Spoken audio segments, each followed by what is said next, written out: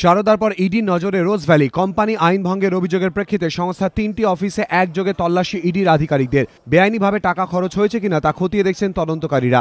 বৃহস্পতিবার দুপুর থেকে রাত পর্যন্ত সল্টলেক ভিআইপি রোডের ধারে রঘুনাথপুর ও বারাসাতের রোজ ভ্যালির 3টি অফিসে তল্লাশি চালায় এনফোর্সমেন্ট ডিরেক্টরেট।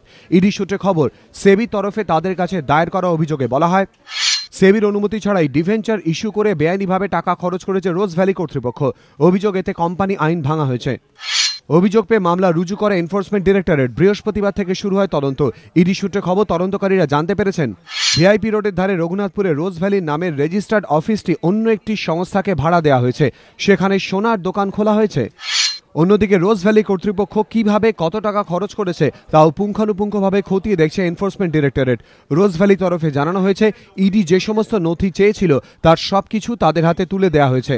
অতনু হালদার, ময়ূর ঠাকুর চক্রবর্তী ও সমীরণ পাল, এবিপি আনন্দ।